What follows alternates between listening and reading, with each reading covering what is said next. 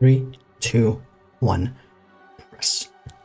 Hello, ladies and gentlemen, and welcome back once again to another video on my channel. Today we'll be doing a bit of a time-lapse video, both of the pre-Scandinavia DLC and the post-Scandinavia DLC. For this, I decided I'll go for historical on both of them to get the best result, because on historical you'll always see whatever you want.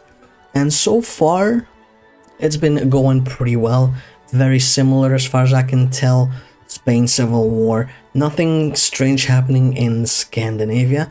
Though I do want to note, in recording this footage, I did notice that surprisingly enough, despite there being a new DLC out, the post-DLC gameplay is running a lot more smooth than before. So they must have optimized something with the new DLC, which is very nice to see. The Civil War seems to be going pretty well. Actually, they're both done almost at the same time, which is very impressive actually.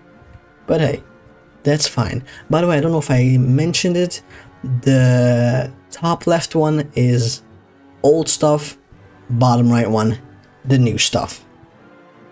I'm guessing it's probably visible from the menu up there, although you can't really see the menu of the bottom right one. Not that it really matters, but we can see Germany going through the usual path.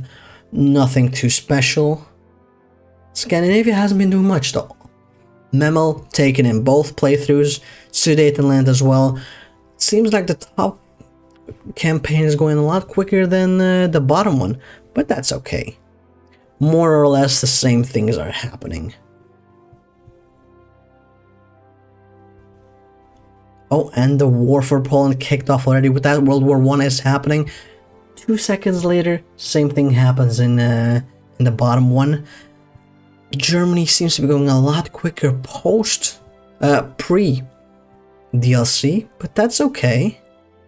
And we found our first change over in here. It seems that Norway has turned communist in the DLC. And oh, Finland, I didn't even see if there was a world war, a war for Finland's territory. They seem to just have given it up, but they also gave it up pre-DLC after a war, so it comes down to the same thing, more or less, at least for now. The Italian colonies are being taken over in the post-DLC, though it's a bit of a slog, and going back and forth slightly, but that's okay.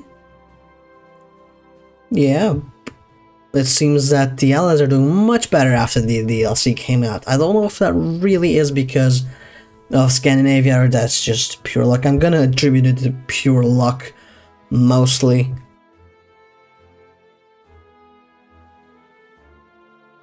Albania, though, still survived. Yeah, good for them, you know. All about Albania, the biggest superpower of the world. And oh, Albania came back actually in the pre-DLC playthrough.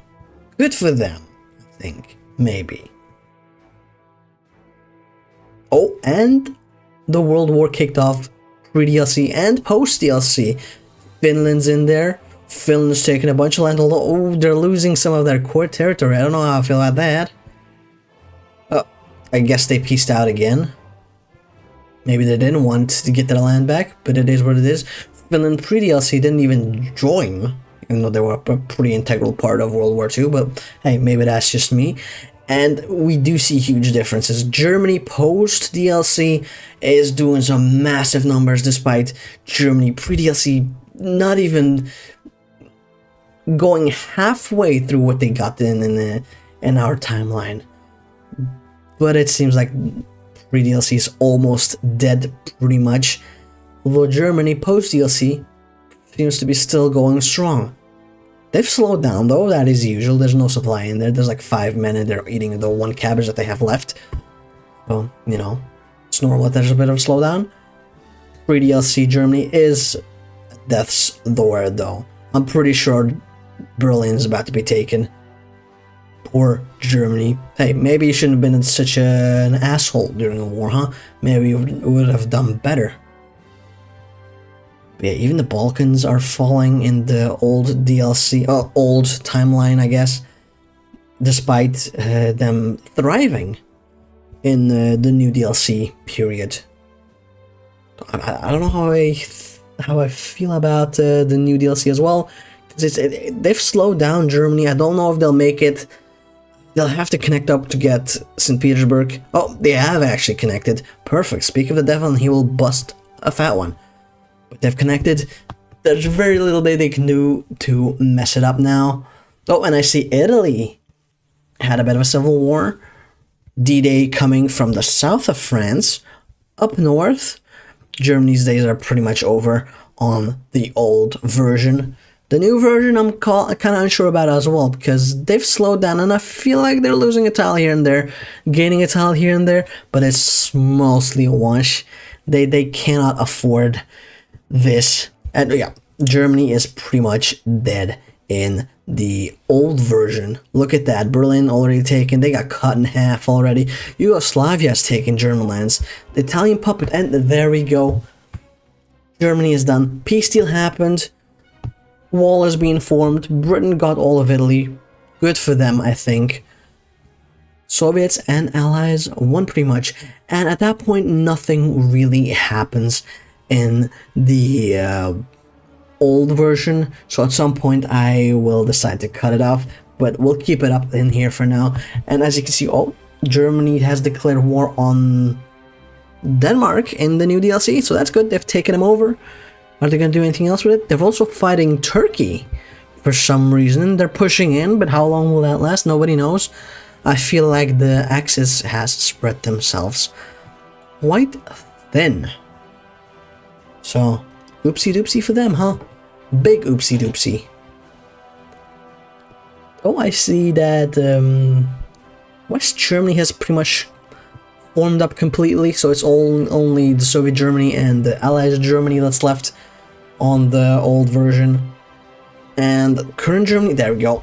We got rid of the old footage. Now it's just the new footage because nothing was happening in there. And we're gonna go for 3 more years or so to see the conclusion of this. And I'm seeing Norway's falling apart and regaining their land. I don't know what's going on in there, but good for them. There's still a battle going on for Greece, as I can tell. Turkey is stabilized mostly, which is surprising. And I'm thinking this is it for Germany. They haven't been able to push much further. They're not gonna be able to push much further because they mostly rely on explosive strength and not so much on actual power. They don't have enough power to actually contest pretty much the entirety of the rest of the world. Oh, and Italy. Yeah, there we go. They got Rome. They got Sicily. They're starting to get the boot itself. I think that's it for... oops, yeah. Accidentally moved. But that is it for Italy proper. Any second now, the puppet regime will get installed.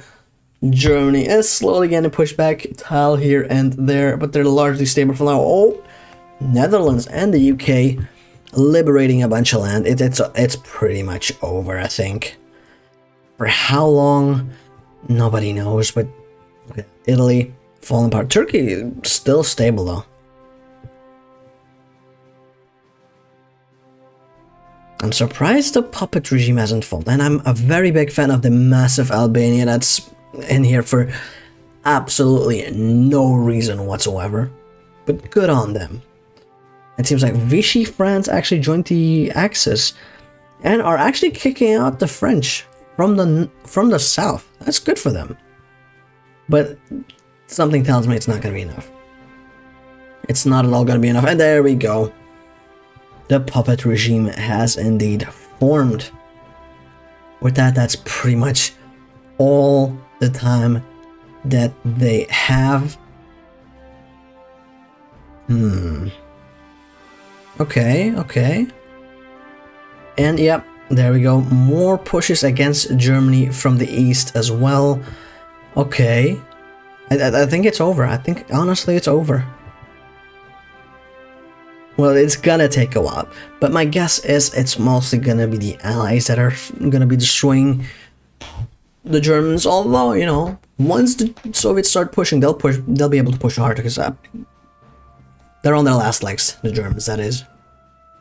They'll need more and more resources just to defend against the Allies, which, as you can see, there we go. Quick push, a very quick push, in fact. Pushing them out of their former land, regaining all of their course, and every time the Soviets push the Germans out, they'll get stronger and stronger. It'll only go up from here. More factories, more supplies, more manpower, more everything, while the Germans are on their last legs. I'm surprised that the Italians aren't completely kicked out yet. Seems to be a bit of a stalemate down there. Not that it matters, the Netherlands and the Belgians are diligently pushing through. Well, let's be honest, it's mostly the UK and the US forces that are just using the Netherlands as a bit of a staging ground, and oh, there we go. The front on the east has been cut off for Germany, and they're moving in quickly through the east. Very quickly, actually. As I predicted. Once it starts crumbling, it'll fall apart pretty much instantly. I like the fact that the UK is taking over Romania as well for no apparent reason. But hey, good for them, right? Oh, they're good. They might even... At this pace, the Soviets might even reach Berlin before the Allies do. Surprisingly enough. I would not have been able to predict that, because the front line is moving at a rapid pace now. At least in the east. The west is completely stagnated. Although Italy is almost completely liberated, so that's good, I think. Yeah, and with that, I feel like the peace is almost going to be very similar to our timeline, so that's cute. Oh, and it seems that the Allies and the Soviets are also fighting each other. I think. Maybe. Huh. My guess is German Republic is independent because they fought over it too much, but the Allies and the Comintern are still at war with each other. Though obviously I'm not gonna keep this going. And with that, that is pretty much all the time I have for today. I hope you've enjoyed it. Make sure to leave a like, comment, and subscribe if you did. Hopefully I'll see you next time, and hopefully you have a nice day. Bye-bye.